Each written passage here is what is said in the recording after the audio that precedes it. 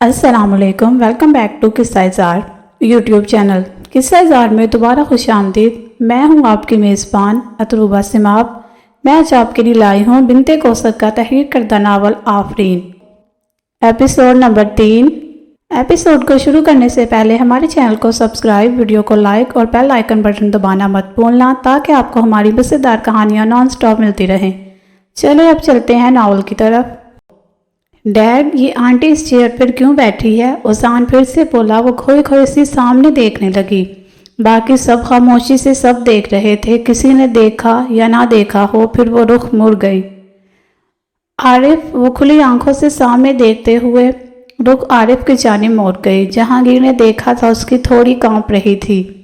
مجھے کمرے میں لے چلو، خدا کی قسم مجھے کمرے میں لے چلو عارف، وہ کانپتی آواز میں بولی۔ اس کے تاثرات ایسے تھے کہ عارف اس کی ویل چیئر تھامے خود کو اس کے کمرے کی جانب بڑھ گیا۔ بیٹا، تمہیں تو پورا حق تھا خوش رہنے کا، پسند کی شادی کرنے کا، لیکن ایک بار اپنے پیچھے انتظار میں بیٹھی اس لڑکی کا بھی سوچ لیتے جس نے مسلسل 8 سالوں سے صرف تکلیفیں سہی ہیں۔ کیا کیا نہیں سہا اس معصوم لڑکی نے۔ پہلے تمہاری بے وفائی، پھر شوہر کا دکھ، ماں باپ کا دکھ۔ کبھی کبھی میں حیران ہوتی ہوں کہ اتنا سب کچھ سہنے کے بعد وہ زندہ کیسے ہے۔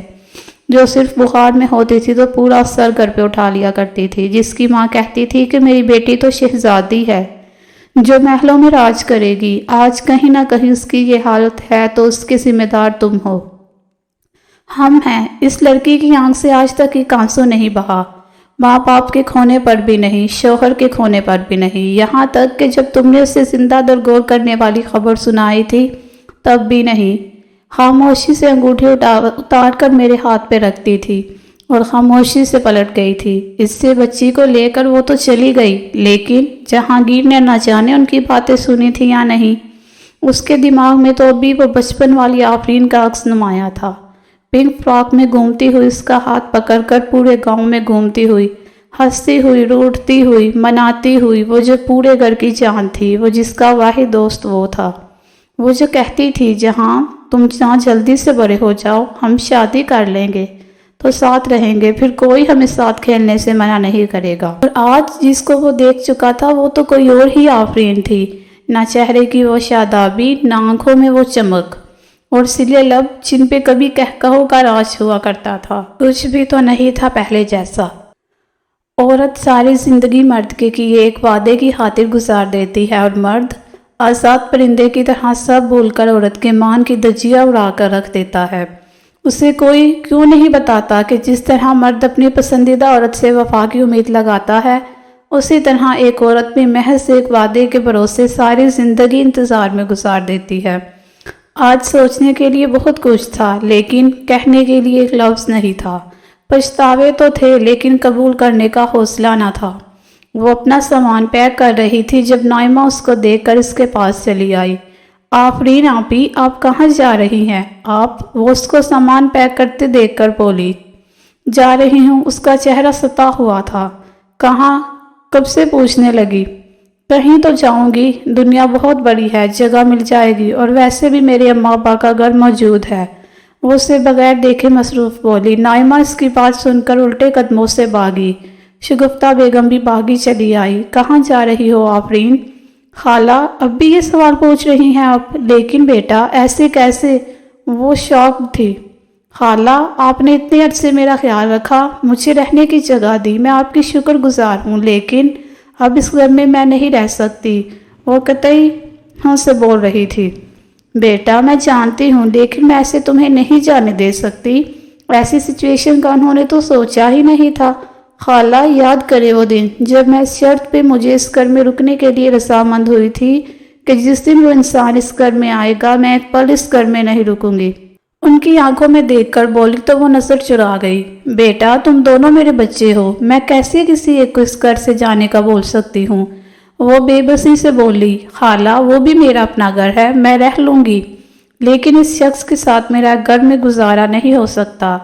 ٹھیک ہے، اگر تم اس کے ساتھ نہیں رہ سکتی تو اس گھر سے جو جائے گا وہ جہانگیر ہوگا، تم نہیں، تم یہی رہو گی۔ منشی صاحب آگے آئے اور اپنا فیصلہ سنایا۔ باقی سب بھی وہی دروازے پہ کھڑے تھے۔ جہانگیر نے اس کی آواز میں اپنے لیے نفرت دیکھی تھی۔ یہ آپ کیا کہہ رہے ہیں منشی صاحب؟ بیٹی اور پوتے کو گھر سے نکالیں گے؟ وہ رو رہی تھی۔ ٹھیک ہے، میں اس گھر سے چلا جاؤں گا، جو جیسے رہتا آیا ہے ویسے ہی رہے گا۔ جہانگیر نے سنجیدگی سے سب کو دیکھ کر کہا۔ سب پریشان ہوئے۔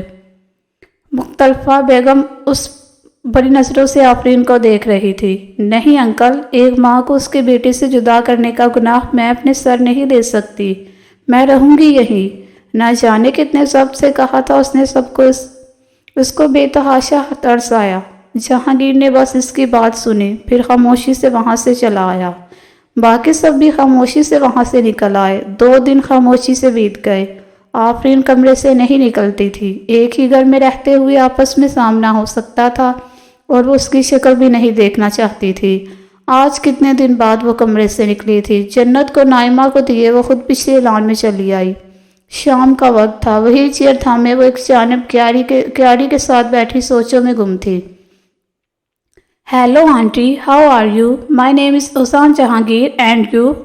وہ 3 سالہ بچہ اپنی عمر سے زیادہ سمجھدار تھا۔ وہ اس کے سامنے کھڑا ہاتھ آگے کیے ہوئے تھا۔ آفرین اس کو دیکھتے ہی پہچان گئی۔ ہیلو، وہ پھیکی مسکراہٹ کے ساتھ ہلکا سا جواب دے گئی اور اس کا ہاتھ تھاما۔ آنٹی، آپ کو کیا ہوا ہے؟ آپ کمرے سے کیوں نہیں نکلتی؟ وہ پھر سے سوال داغے کھڑا تھا۔ وہ چپ رہی۔ آنٹی، آپ کی آئیز ریڈ کیوں ہیں؟ وہ اس کی متورم آنکھیں دیکھ کر بولا۔ نہیں، ایسے ہی۔ وہ بولنا پسند نہیں کر رہی تھی۔ آنٹی، وہ پرنسس کہاں ہے؟ وہ نہ سمجھی سے اسے دیکھنے لگی۔ کون؟ اس نے پوچھا۔ ارے وہی، وہ جو پنک فراک پہنتی ہے، مجھے اس کے ساتھ کھیلنا ہے۔ بٹ وہ سارا دن آپ کے کمرے میں ہوتی ہے، کیا میں اس کے ساتھ کھیل سکتا ہوں؟ مجھے وہ بہت اچھی لگتی ہے۔ وہ جھجکتے ہوئے پوچھ رہا تھا۔ جی آپ کھیل سکتے ہیں، وہ نرمی سے بولی۔ پھر میں آپ کے کمرے میں آ جایا کروں؟ ایک نیا سوال۔ کیا آپ میری دوست بنے گی؟ آپ بھی مجھے بہت اچھی لگتی ہیں۔ فرینڈس؟ وہ پھر سے اپنا ہاتھ آگے کر گیا۔ وہ ہلکا سا مسکرائی تو وہ جھٹ سے اس کے گلے لگ گیا۔ وہ حد تک رہ گئی۔ Your smile is beautiful. وہ پیچھے ہٹ کر بولا تو وہ بے ساختہ کھل گئی۔ آفرین، تمہیں پتا ہے کہ تم کتنا خوبصورت ہستی ہو؟ ایک سرگوشی کی یاد آئی تھی۔ نیچے جھکے وہ اسے بولا اور ہاتھ سے سر نیچے کرنے کا اشارہ بھی کیا۔ وہ نہ سمجھی سے اسے دیکھتے سر نیچے جھکا گئی۔ وہ اس کے گال پہ لب رکھ کر پیچھے ہٹ گیا۔ وہ ہنس تھی جو خود شرما رہا تھا۔ تم بھی بہت پیارے ہو، اس کا گال چٹکیوں میں بڑھ کر بولی۔ 2 آنکھیں اور تھی جنہوں نے یہ منظر دیکھا تھا۔ عارف، مجھے بتاؤ کیا ہوا تھا؟ آفرین کی یہ حالت کیسے؟ مجھے شروع سے سب بتاؤ۔ وہ اس وقت عارف کو لے کر بیٹھا تھا۔ آپ جان کر کیا کریں گے؟ وہ تنزیہ بولا۔ بس کر دو یار، کتنا شرمندہ کرو گے؟ مانتا ہوں میری غلطیاں ہیں۔ وہ جھنجھلا کر کچھ بے بسی سے بولا۔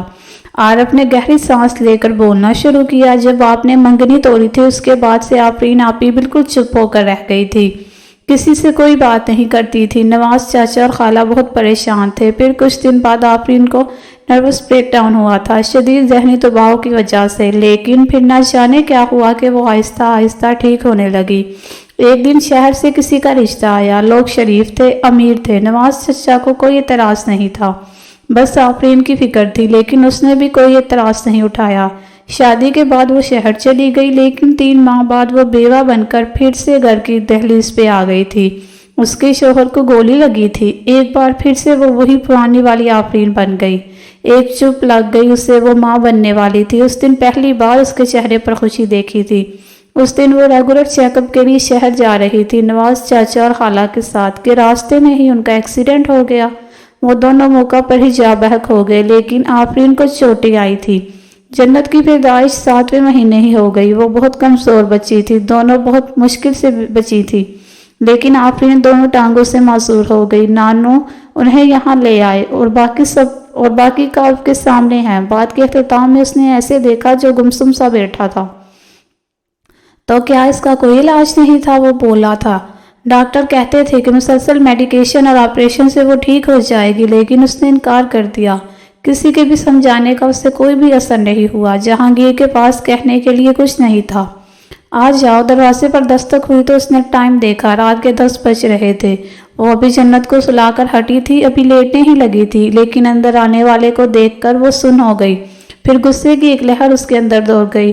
تمہیں کس نے اجازت دی میرے کمرے میں آنے کی؟ نکلو یہاں سے، وہ شدید غصے میں بولی۔ میں تم سے بات کرنے آیا ہوں آفرین، وہ تحمل سے آگے آتے بولا۔ میرا نام مت لو اپنی گندی زبان سے، دفع ہو جاؤ یہاں سے۔ وہ بڑھ اٹھی۔ بس 2 منٹ میری بات سن لو۔ اس کا لہجہ ملتجا تھا۔ 2 منٹ کیا، میں 1 سیکنڈ تمہیں برداشت نہیں کر سکتی۔ آفرین میری بات تو سنو۔ وہ آگے آیا۔ تم یہاں سے جا رہے ہو یا نہیں، ورنہ میں سب کو بلا لوں گی۔